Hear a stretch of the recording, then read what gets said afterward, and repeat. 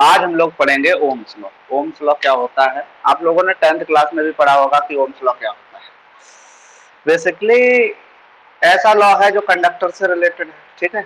उसके बारे में पढ़ेंगे कि करंट का कंडक्शन होता है तो क्या होता है। तो हमारा मेन हेडिंग है ओम्स लॉ। क्या होता है ओम्स?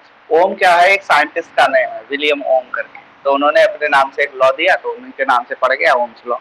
अब ओम्स लॉ क्या कहता है?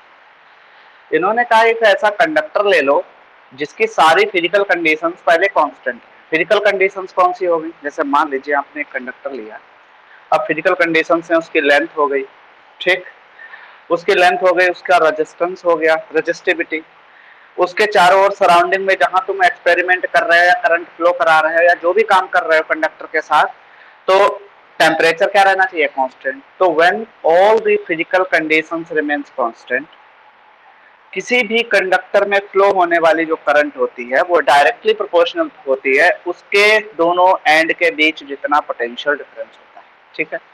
तो मान लीजिए, जैसे सपोज कर लीजिए ये कंडक्टर है, मान लीजिए, अभी लिखना नहीं। अब सारी इसकी फिजिकल कंडीशन, मतलब जिस कमरे में हो वहां का टेम्परेचर फिक्स है, इस कमरे में है, टेम्परेचर भी फिक्स है और इसकी लेंथ भी फिक्स है, यूनिफॉर्म लेंथ है, मतलब जैसे तोड़ फोड़ कुछ नहीं करनी है।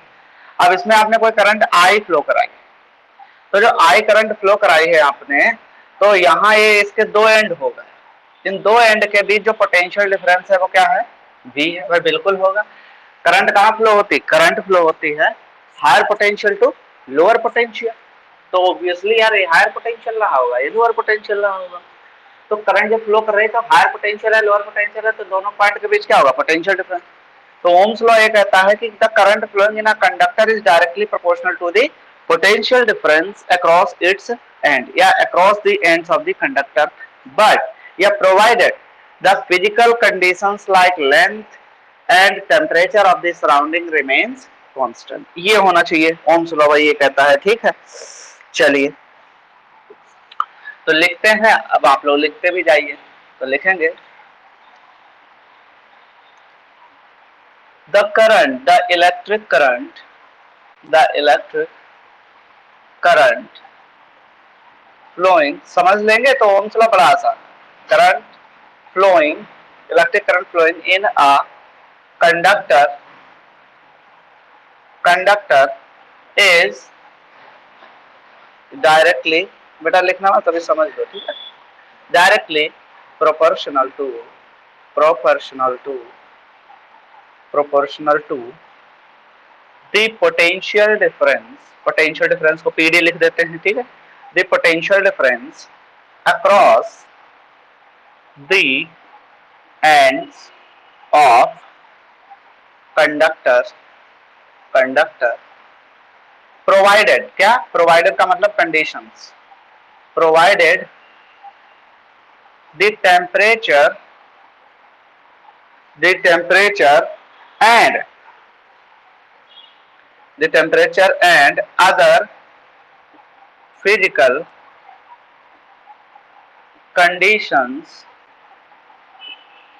फिजिकल कंडीशंस क्या हो गई? Like length, area of cross section,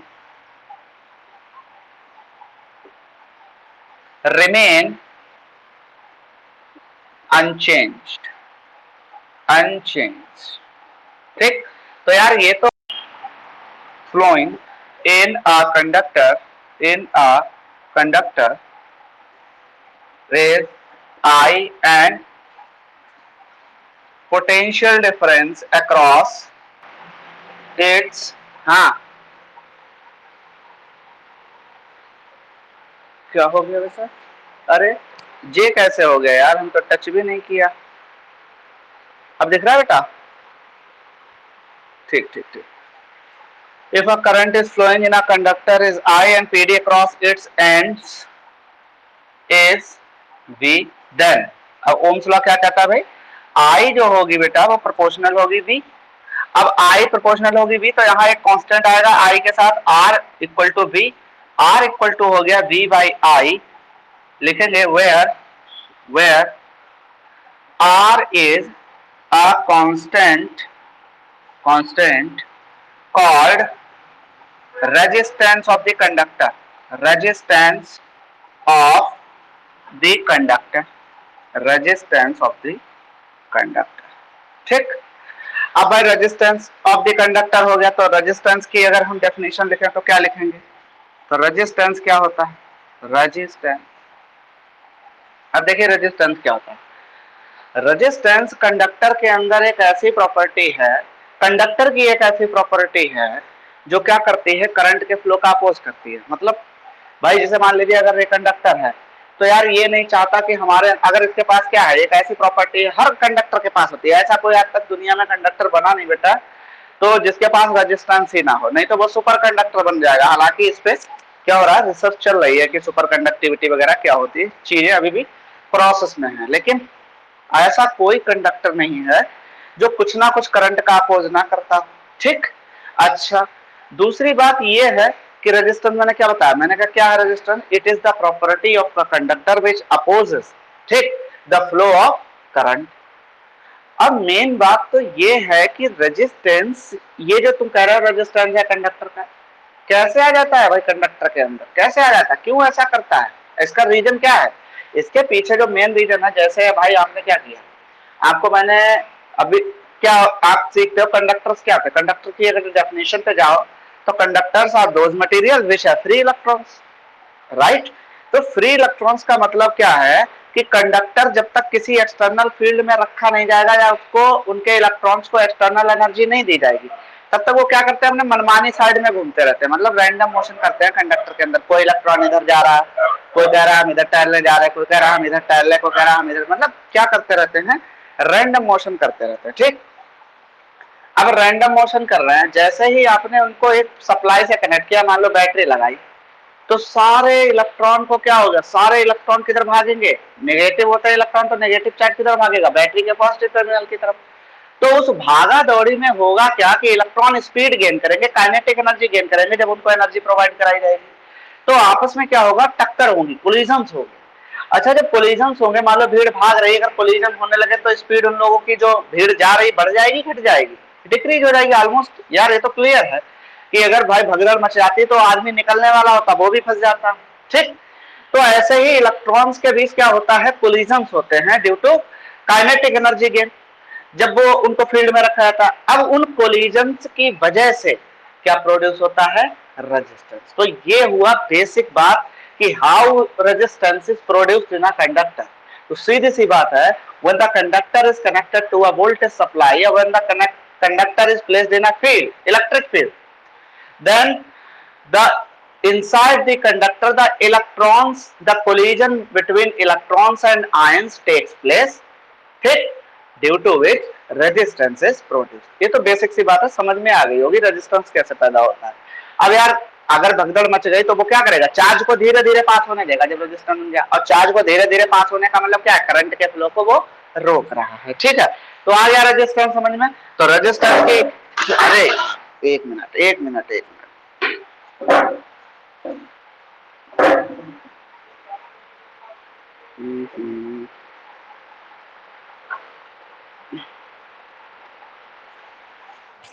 क्या हो गया,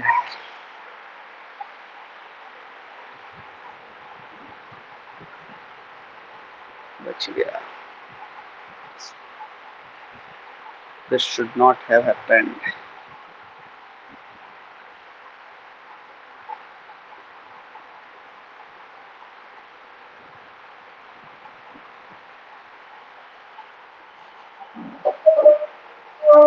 One second बेटा, sorry for the inconvenience, थोड़ा सेट कर दूंगा इसको।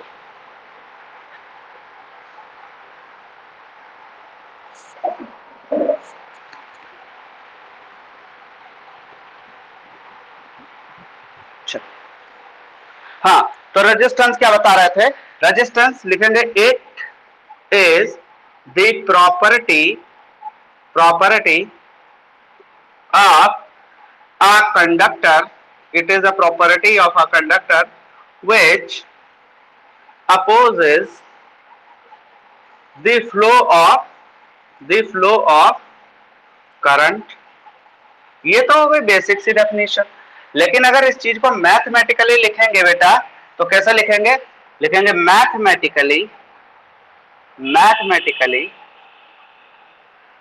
The ratio of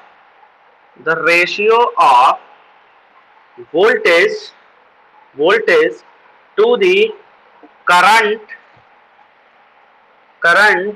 is called resistance। बेटा इतना कर लो, फिर रेजिस्टेंस के फैक्टर आके डिफाइन करते हैं, ठीक है, इतना नोट करनी चाहिए। दिख रहा है बेटा अभिषेक, क्लियर?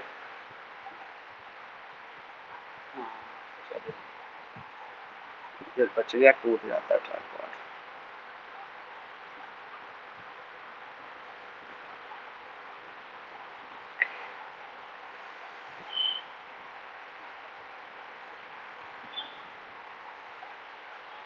तो ये हो गया हमारा ओम्स लॉ। अब हम पढ़ेंगे रेजिस्टेंस के बारे में, बहुत सारा है इसमें पढ़ने लायक, अच्छा है।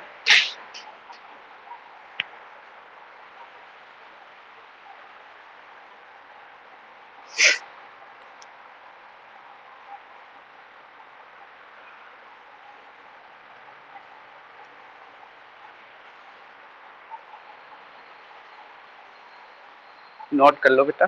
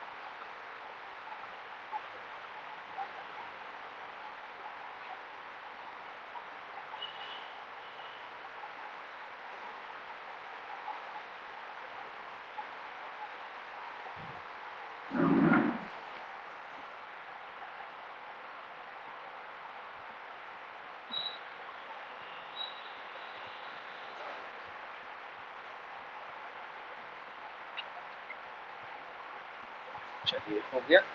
अब देखिए,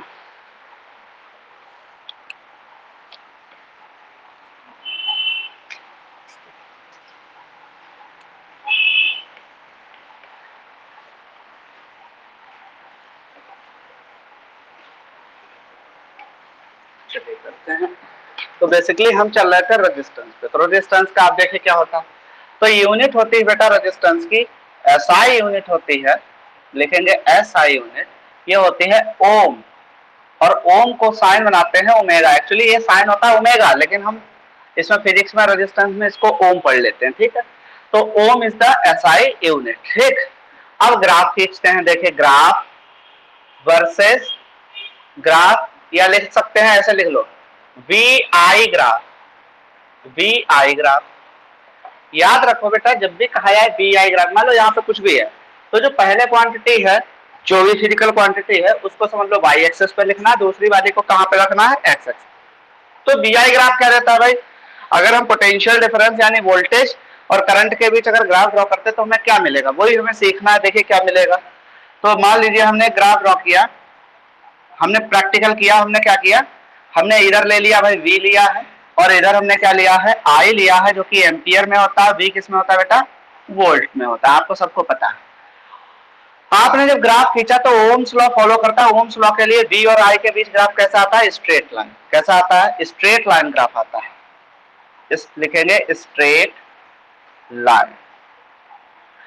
इस ग्राफ का बेटा जो स्लोप होता है, क्या होता है, स्लोप होता है, वो देता है रेजिस्टेंस। स्लोप की वैल्यू क्या होती है, रेजिस्टेंस, यानी आर देता है।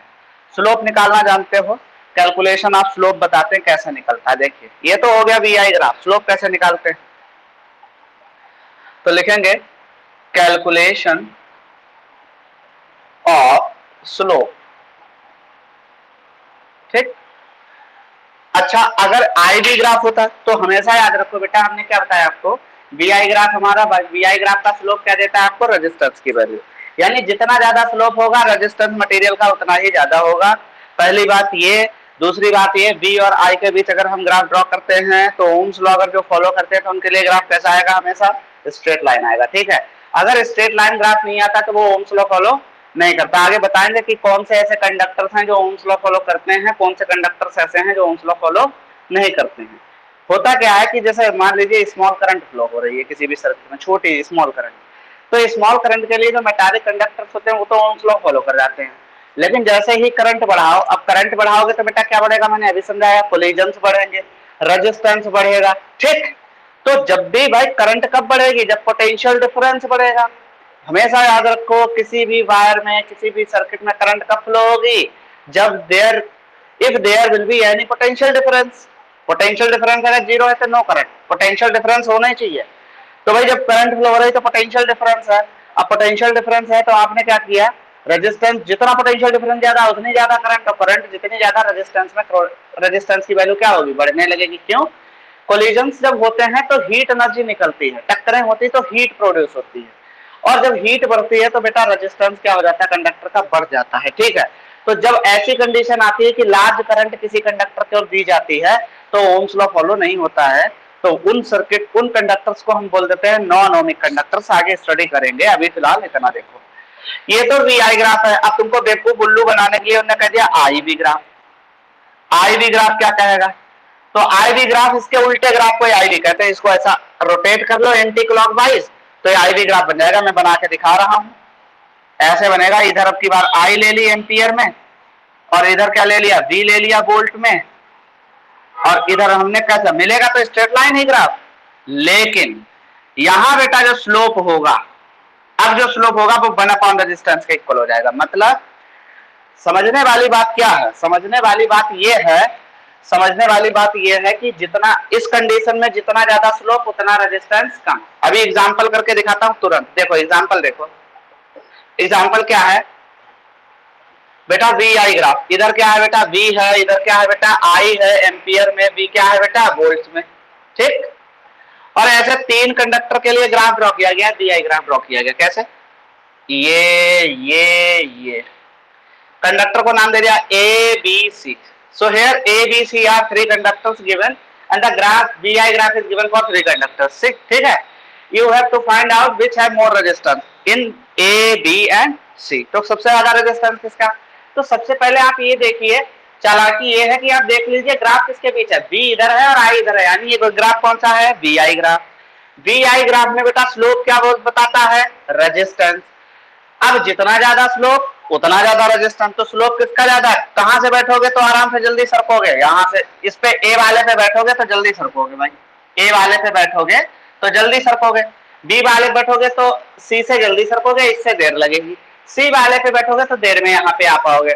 तो देखा जाए तो सबसे ज्यादा स्लोप किसका है, ए का, उससे कम बी का, उससे कम सी का। तो हेयर लिखेंगे, हेयर जो रेजिस्टेंस होगा ए का ज्यादा होगा, बी का उससे कम होगा, और सी का सबसे कम होगा। यही चीज बेटा अगर उल्टी दे रखी होती, नाउ इफ अगर ऐसे दे रखा होता तुमको, अब की बार यार आई इधर दे दी तुमको, देखो चालाकी कर दी इनने, और बी इधर दे दिया, ठीक, वोल्ट्स में। अब ये आई वी ग्राफ हो गया। आई वी ग्राफ का स्लोप क्या होता है, रेसिप्रोकल ऑफ रेजिस्टेंस। तो यहां अगर स्लोप बढ़ेगा तो रेजिस्टेंस कम होगा, या स्लोप कम होगा तो रेजिस्टेंस बढ़ेगा। तो ऐसे भी लिख सकते हो यहां पे, और करके आर इक्वल टू स्लोप ठीक, यहां लिख सकते हो और r इक्वल टू 1 स्लोप। अब तो समझ में आ गई चीज इसमें IV ग्राफ में कि भैया स्लोप जितना ज्यादा रेजिस्टेंस उतना कम। कौन से ग्राफ में? IV ग्राफ में। यहाँ क्या बेटा, स्लोप जितना ज्यादा R उतना बढ़ेगा, क्योंकि ये डायरेक्ट डिपेंड कर रहा है, देखो डायरेक्टली प्रोपोर्शनल है। ठीक, अब मान लो यही चीज तुमको ऐसे दे रखी होती बेटा अभिषेक में, देखो ABC CBA, ठीक ऐसे दे रखी, लेकिन ये ग्राफ कौन सा है? IV graph. IV ग्राफ में जो स्लोप होता है तो वो क्या बताता है? 1 रेजिस्टेंस। IV ग्राफ से तुम्हें पता चलता है जिसका स्लोप जितना ज्यादा उसका रेजिस्टेंस उतना कम। तो स्लोप किसका ज्यादा है? A का, B का, C का। तो सबसे कम जिसका स्लोप होगा IV ग्राफ में रेजिस्टेंस उसका सबसे ज्यादा। तो जो साइन है जो उल्टे हो जाएंगे, तो लिखेंगे हेयर RA RB RC। ये क्वेश्चन अच्छा है, मतलब समझदारी के लिए, ठीक है, कभी कभी पूछ लिया जाता है। तो ये चीज जो है आप नोट कर लीजिए। फिर आपको कैलकुलेशन बताते हैं कि स्लोप निकालना कैसे होता है, आता है क्वेश्चन में तो आप निकाल भी सकते हैं। चलिए नोट कर लीजिए।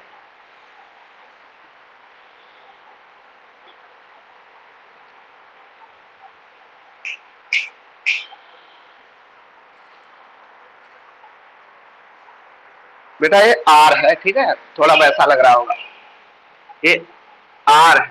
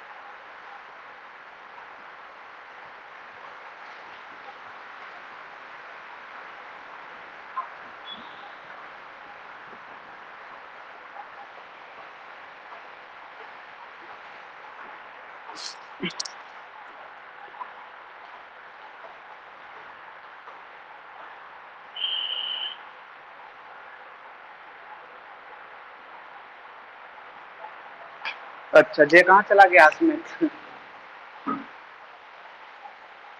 चलिए समझ में आ गया अभिषेक? अभिषेक समझ में आ गया बेटा? चलिए ठीक है। अब देखिए कैलकुलेशन कैसे करते हैं। अगर आपको कोई VI ग्राफ दिया है तो उसका स्लोप कैसे निकालना है, बड़ा सिंपल है। देखिए कैलकुलेशन ऑफ स्लोप, सीधा रेजिस्टेंस लिखते हैं, स्लोप तो आ ही जाएगा। Calculation of resistance from VI graph. VI बोले तो वोल्टेज ऑफ करंट या potential difference of current. Potential difference को बेटा वोल्टेज बोलते हैं। ठीक, suppose a VI graph is given below।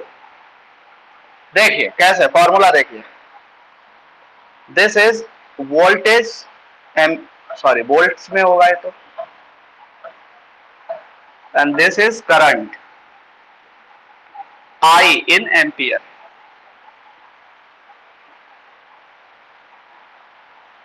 This is current. ठीक, अब एक भाई ओम्स लॉ है, तो इन्होंने वी आई का ग्राफ ऐसे दे दिया, इन्होंने कहा लो। अब इन्होंने कहा भाई अभिषेक तुम क्या करो, चलो इसका रेजिस्टेंस का फॉर्मूला निकाल के दिखाओ, रेजिस्टेंस कैसे निकलेगा। तो तुम्हें हमने अभी बताया कि बी आई ग्राफ का स्लोप निकाल लो, रेजिस्टेंस आ जाएगा। अब स्लोप निकालना कैसे आता है, स्लोप निकाल सकते हैं, देखो कैसे। पहली सबसे इंपॉर्टेंट बात आप ये याद रखेंगे कि जैसे कोई दो पॉइंट ले लो इस ग्राफ पे, ये जो ग्राफ दिया है आपको स्ट्रेट लाइन ग्राफ आया है, इस पे कहीं दो पॉइंट ले लो, ये नहीं कि हर्षित सर ने यहाँ पे दो पॉइंट लिए तो हमको भी वहीं पे लेने, आपकी इच्छा है, जहां चाहो दो पॉइंट मार्क कर लो अपनी मर्जी से, ठीक है। लेकिन याद ये रखो कि जो दो पॉइंट मार्क करते हैं, जैसे ये तो मैं बता रहा हूँ ऐसे ही, अगर आपको कहीं वैल्यूज वाला ग्राफ दिया हुआ था, नीचे भी रीडिंग लिखी होंगी इधर भी रीडिंग लिखी होंगी, तो ऐसी जगह पॉइंट मार्क करो कि उस पॉइंट के सामने की वैल्यू दिख रही हो, ठीक है, दिख रही हो तो ज्यादा आसानी होगी, वरना आपको निकालनी पड़ेगी। ठीक, तो फिलहाल तो ये है कि कहीं भी दो पॉइंट ले लिया बेटा, हमने ले लिए दो पॉइंट, मान लो अभिषेक भाई हमने ए पॉइंट ले लिया बेटा, ये बी पॉइंट ले लिया, भाई हम क्या यही चीज तो निकालनी है, स्लोप। स्लोप क्या होता है, ये है, तो ग्राफ का स्लोप कहीं पे निकालो वो तो इक्वल आएगा, चाहे ये निकालो, चाहे इतना टुकड़ा निकालो, चाहे इतना टुकड़ा, हमें क्या निकालना बेटा, स्लोप। देखिए ये हमने दो पॉइंट ले लिए ए बी, हमने इन दो पॉइंट जब ए बी लिए हमने, तो हमने क्या किया, हमने इसके करस्पॉन्डिंग, इस पॉइंट के करस्पॉन्डिंग लाइन एक ड्रॉ कर ली, परपेंडिकुलर ड्रॉ कर लिया इस लाइन के करस्पॉन्डिंग, तो ये पॉइंट इस एक्सिस पे किसकी वैल्यू देगा, इसके करस्पॉन्डिंग वोल्टेज की वैल्यू देगा। तो हमने कहा ये मान लो क्या है, V1 है, यहाँ पे वैल्यू कितनी है, V2। अरे भाई ये पॉइंट मार्क किया, इसके करस्पॉन्डिंग वोल्टेज कितना है, V2, ये पॉइंट के करस्पॉन्डिंग वोल्टेज कितना है, V1। अब हमने कहा कि चलो इसके करस्पॉन्डिंग करंट भी देख लेते हैं, इन दोनों के करस्पॉन्डिंग, चलो। तो हमने कहा यार इस पॉइंट के करस्पॉन्डिंग करंट I1, इस पॉइंट के करस्पॉन्डिंग करंट I2।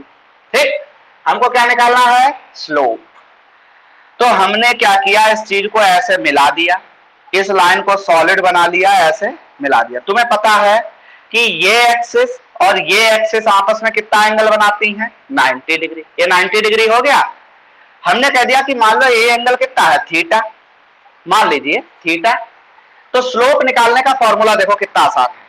तो बेटा ये डिस्टेंस कितनी हो गई, अगर यहां से यहां तक की हम तुम्हें डिस्टेंस निकलवाएं, ये साइड निकलवाएं, इसको हमने पॉइंट नाम सी दे दिया, तो AC अगर हम निकालें तो कितना आएगा, final value minus initial value, यानी AC हो जाएगा I2 माइनस I1।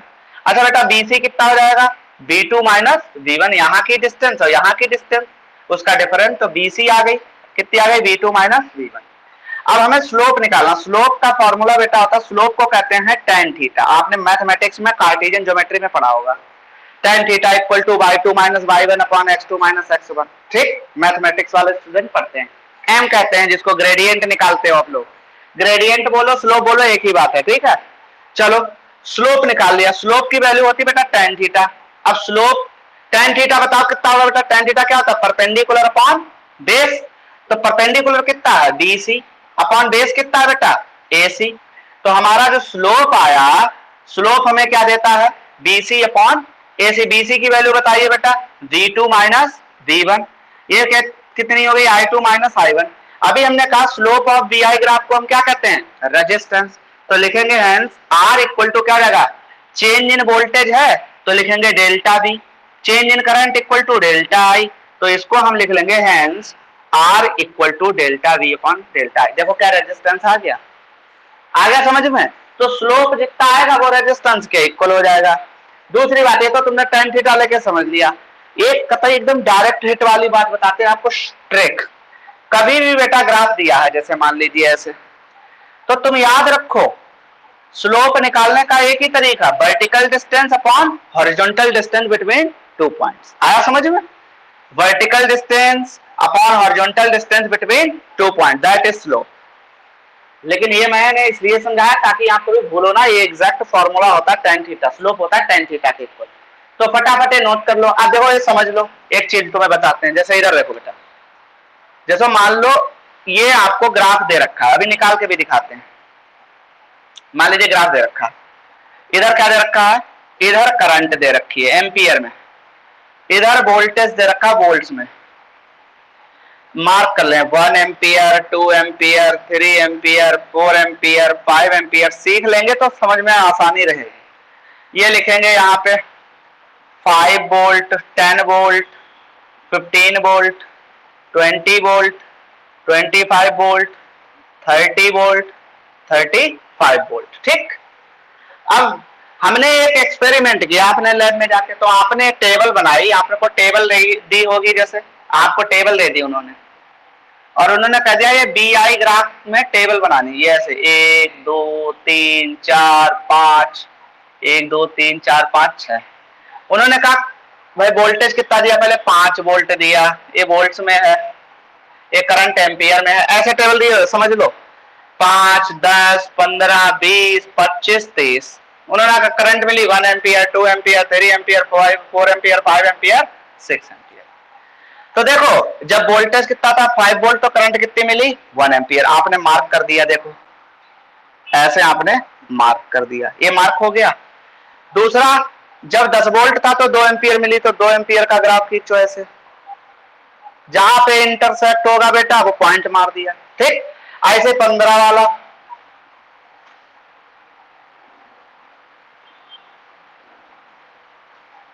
ये बना दिया। ठीक। ऐसे 20 वाला,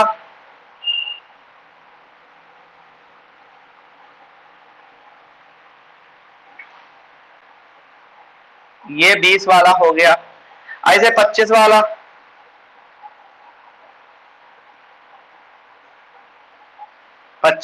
ऐसे 30 वाला,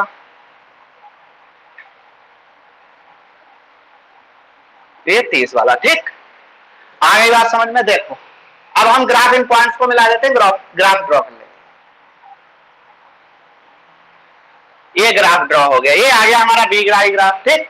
अब देखो स्लोप निकालने का तरीका क्या है बेटा। ठीक। आपको ऐसे थोड़ी, अब जैसे कुछ बच्चे क्या गलती करते हैं, सीधे सीधे R इक्वल टू पढ़ा हमने क्या होता है V/I, हालांकि ये भी, लेकिन कई बार ये गलत साबित हो जाता है। स्लोप निकालने से हमेशा वैल्यू एक्यूरेट आती है, और स्लोप नहीं निकालोगे तो कभी कभी गलत हो जाएगा। ठीक है। तो कितना आएगा, देखो बेटा कोई दो पॉइंट ले लो अभिषेक, मान लो बेटा हमने अभिषेक एक ए पॉइंट ले लिया बेटा, और एक ए पॉइंट ले लिया। ठीक। इसको बेटा हमने ए बोल दिया, इसको बी बोल दिया, ऐसे इसको मिला लिया। तो बेटा इसके नीचे वैल्यू करंट की यानी ये हो गई 3I1 हो गई, और इसके नीचे बेटा वैल्यू यानी, तो लिख लेंगे I1 को लिख लिया 3 एम्पियर, I2 कितनी लिख ली बेटा 6 एम्पियर। ठीक।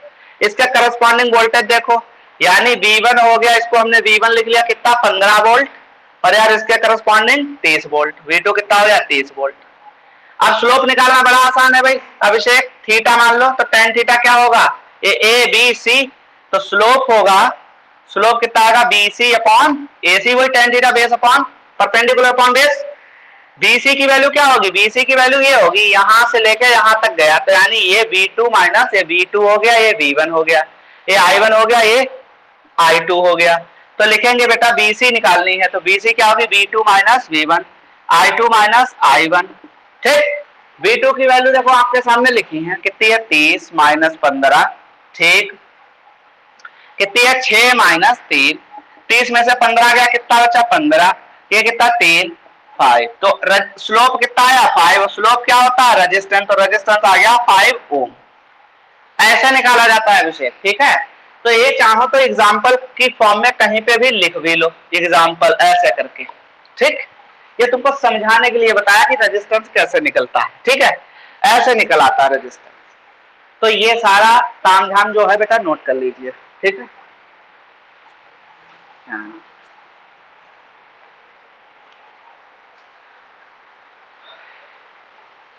अब ऐसे निकालने क्या, डायरेक्ट निकालते तो आता 5 आंसर देख लो, 5/1 V/I होता है 5, 10/2 5, 15/3 5, 20/4 5। ओम्स लॉ फॉलो हो रहा है तो रेजिस्टेंस तो फिक्स आएगा। तो ये सारी चीजें हैं। ठीक है। लेकिन निकालना आपको इस फॉर्मूले से होता है, ये फॉर्मूला है, that is the example. Note कर लीजिए यार दोनों चीजें, मजेदार है।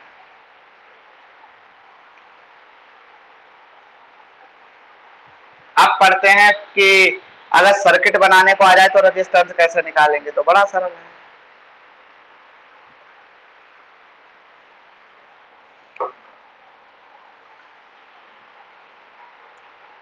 तो वोल्टेज को मेजर करने के लिए कौन सी डिवाइस होती है भाई, अभिषेक बताओ।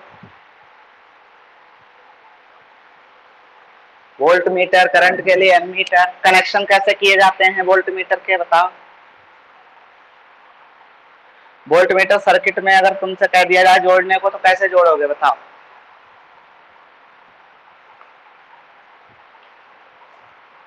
चलो अच्छा नोट कर लो, मैं बताता हूँ फिर।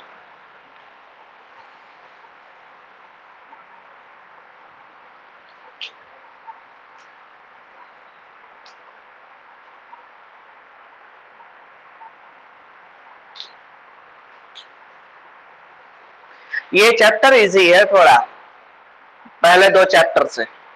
इसमें लेंथ ही है बस, और बाकी जो है टॉपिक से ज्यादा है, लेकिन टॉपिक ऐसे सब डिफरेंट टॉपिक हैं, अपने अलग अलग हैं। अपने डेफिनेशन लिखो, फॉर्मूला लिखो, सवाल करो, सीधे सीधे सवाल आ जाते हैं इस पे, कोई ज्यादा टफ नहीं आता। तो ये चैप्टर इजी है, it is quite easy in comparison to those chapters which I have you studied in first and second. Electrostatics tough है in comparison to current electricity. चलिए,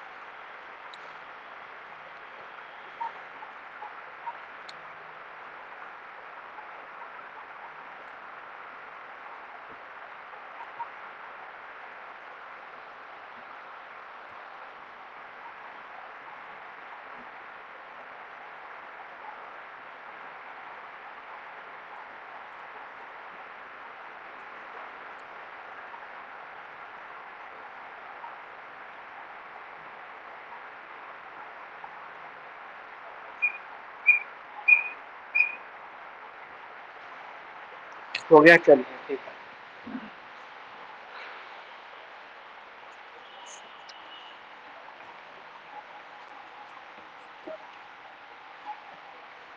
तो देखिए, याद रखिए, volt meter is a device which is used for used to measure the voltage और potential difference.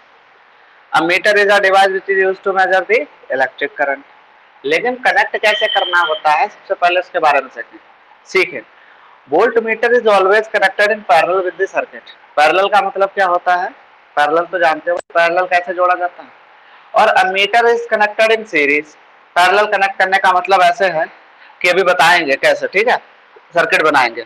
दूसरी बात, ideal volt meter का जो रेजिस्टेंस होता है वो इनफाइनाइट होता है, लेकिन आइडियल कोई वोल्ट मीटर होता नहीं है, ऐसा कोई वोल्ट मीटर नहीं है जो आइडियल पूरी वैल्यू एक्यूरेट बताए। तो जनरली हम कह सकते हैं एक अच्छा गुड वोल्ट मीटर जो होता है उसका रेजिस्टेंस इनफाइनाइट नहीं लेकिन वेरी हाई होता है। क्या कहेंगे? तो वोल्ट मीटर का रेजिस्टेंस कितना होता है? Very high. अमीटर का resistance very low. Just opposite, ammeter जो काम करेगा वो वोल्ट मीटर थोड़ी करेगा। अमीटर करंट मेजर करता है, वोल्टेज थोड़ी मेजर करेगा, और वोल्ट मीटर वोल्टेज मेजर करेगा, करंट थोड़ी मेजर करेगा। तो जस्ट अपोजिट होते हैं एक दूसरे के। तो अमीटर में करंट मेजर करता है, करंट भैया कब मेजर कर पाएगा? करंट तो तब मेजर कर पाएगा ना रेजिस्टेंस नहीं हो जब। तो वेरी लो रेजिस्टेंस हो तभी ज्यादा ज्यादा करंट मेजर कर पाएगा। और वोल्ट मीटर में क्या होता है? हाई रेजिस्टेंस होता है। पहली बात तो याद रखिए। तो लिखेंगे मेजरमेंट ऑफ रेजिस्टेंस। देखिए कैसे निकालते हैं, मेजरमेंट ऑफ रेजिस्टेंस। जैसे मान लीजिए, अच्छा एक बात और है कि कोई भी कंडक्टर जिसका रेजिस्टेंस होता है, जैसे हम वैसे बोलते हैं क्या होता है? कंडक्टर। लेकिन अगर और अच्छी भाषा में बोले, अच्छी लैंग्वेज में बोले, तो जैसे मान लीजिए मार्कर है, दिस इज अ कंडक्टर, अगर इसका कुछ रेजिस्टेंस है तो इसका नाम हो गया रजिस्टर। क्या हो गया? रेसिस्टर। अगर इसके पास रेजिस्टेंस है तो ये हो गया हमारा रजिस्टर। ठीक, रेजिस्टर समझ में आ गया। तो the conductor which have resistance are called resistors. तो रजिस्टर्स का क्या होता है? रेजिस्टेंस। तो देखिए कैसे, मान लीजिए कोई भी एक रेजिस्टेंस है, ये वायर है। अब रेजिस्टेंस का सिंबल होता है ऐसे, ये रेजिस्टेंस होता है।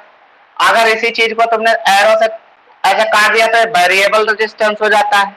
ठीक, अगर इसी चीज को तुमने ऐसे बीचों बीच में एरो लगाया तो ये हो गया वोल्टेज डिवाइडर या पोटेंशियल डिवाइडर। ठीक, तो ये तीन चीजें याद रखिएगा, पढ़ चुके आप लोग 12th क्लास में, पढ़ने की कोई खास जरूरत नहीं है इनकी, बस याद रखिएगा कि कैसे होता है। ये वेरिएबल रेजिस्टेंस, वेरिएबल रेजिस्टेंस का मतलब जिसका हम रेजिस्टेंस वेरी करा सकें, चेंज कर सकें। ठीक, ये वोल्टेज डिवाइडर, पोटेंशियल डिवाइड कर सकते हैं, मतलब ऐसा साइन बनाया गया कि पोटेंशियल आप सर्किट में डिवाइड कर सकते हैं। ये रेजिस्टेंस है, फिक्स है, जितना है उतना ही रहेगा। ठीक, तो मान लो एक कोई वायर है, और जनरली होता क्या यार, ऐसा कोई वायर थोड़ी होता है, ये साइन है रजिस्टर दिखा रेजिस्टेंस का। ऐसा थोड़ी कोई आज तक तुमने ऐसा वायर देखा कांटे बने हो बिल्कुल ऐसे, ऐसा कोई वायर नहीं होता। जनरली सारे वायर सीधे होते हैं, लेकिन हम कहते हैं जिस वायर का रेजिस्टेंस है उसको हम दिखा ऐसे देते हैं, उसको हम शो ऐसे करते हैं। ठीक, तो सीधी सी बात है, ऐसे शो करते हैं, क्योंकि कैसा है, बाधा लग रही है। रेजिस्टेंस का क्या है? बाधा है, ऑब्स्टेकल है करंट के पाथ का। तो ऑब्स्टेकल कैसे बनाए जाते हैं? कांटे वाटे बना दो। अब मान लीजिए एक वायर है, ये ए बी है, ये ए बी एक वायर है जिसका रेजिस्टेंस तुमको मेजर करना, मान लो रेजिस्टेंस कुछ भी है, आर है। अब इसको तुमने एक वोल्टेज सप्लाई से कनेक्ट कर दिया, ये बैटरी लगा दी 2 सेल की, ये प्लस माइनस है वी वोल्टेज। ठीक, चलिए अब क्या करोगे, इसको रेजिस्टेंस का फॉर्मूला क्या होता है? रेजिस्टेंस का फॉर्मूला था R equal to V by I. तो यार वी कौन मेजर करेगा? Volt meter. आई कौन मेजर करेगा? एमीटर। तो जोड़ा कैसे आता है? देखो वोल्ट मीटर हमेशा पैरेलल में, तो वोल्ट मीटर रेजिस्टेंस जिसका निकालना उसी के पैरेलल में लगा दो। चलो लगा दिया, पैरेलल में लगा दिया हमने। अच्छा, पैरेलल में ऐसे लगा दिया। अब वोल्ट मीटर को हम बी से लिखते हैं, पोलरिटी सेम पोलरिटी कनेक्ट किया थी, प्लस का बैटरी का इधर है तो वोल्ट मीटर का प्लस इधर रहेगा, इधर निगेटिव है बैटरी का तो इधर ना माइनस। ठीक, ये तो वोल्ट मीटर कनेक्ट हो गया। अब मीटर तुम्हारी इच्छा है कहीं भी लगा दो, सीरीज में लगाओ। सीरीज का मतलब ज्वाइंट नहीं करना, ऐसे नहीं बनाना है। ठीक, इसको अंदर भी बना सकते थे ऐसे। ठीक, तो यार चाहे इधर लगा दो मीटर, चाहे इधर लगा दो, तुम्हारी इच्छा है। चलो मान लो हम इधर लगा दे रहे, तो हम मीटर को कैसे बनाते हैं? ए लिखते हैं, ए लिख दिया। पोलरिटी इसकी भी वैसी, प्लस वाला प्लस से कनेक्ट, तो यार प्लस वाला इधर ही पड़ेगा तो प्लस वाला प्लस से, इधर वाला आएगा वो माइनस के पास, तो ये माइनस। ठीक, आ गया समझ में? तो आर इक्वल टू क्या करेगा, अब जैसे ही तुमने भाई सप्लाई दी, यहाँ एक स्विच भी लगा दो यार, अच्छा लगेगा थोड़ा, तो स्विच भी लगा दिया, ये स्विच है, स्विच। ठीक, अब आपने क्या किया भाई, आपने जैसे ही काम किया, आपने बैटरी से क्या जाएगी? करंट फ्लो होगी, आई जाएगी, आई गई, आई गई, और भैया यहाँ जंक्शन पे क्या होती है? करंट डिवाइड होती है, तो कुछ इधर चली जाएगी, इधर से होते हुए फिर से निकल के क्या आएगी? आई निकल के आएगी। ठीक है, बस ये हो गया मेजरमेंट ऑफ रेजिस्टेंस। ये सर्किट बनाया, अब तुमने क्या किया, तुमने भाई करंट फ्लो कराया, तो तुमने जिस वोल्टेज तुमने वोल्टेज देखा उसी टाइम एमीटर में क्या देखी? करंट देखी। वोल्टेज अपॉन करंट कर दिया, रेजिस्टेंस आ जाएगा इस रेजिस्टर का। ठीक है, तो ये बना लीजिए बेटा। आज के लिए बेटा इतना ही रखते हैं, कल हम लोग पढ़ेंगे factors affecting resistance. Means resistance जो है वायर का रेजिस्टेंस वो किन किन फैक्टर्स पे डिपेंड करता है भाई, कंडक्टर के किन किन फैक्टर्स पे डिपेंड करता है। चल इसके बारे में डिटेल में पढ़ेंगे। आज के लिए इतना ही रखिए, बाकी सेफ रहिए, पढ़ते रहिए, रिवीजन करिए, ठीक है, नोट कर लीजिए।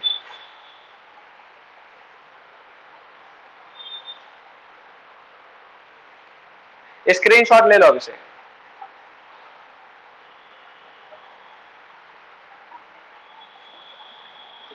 हो गया, ठीक है बेटा, कल मिलते हैं, ठीक है, आज के लिए इतना पढ़ो। ओके बेटा।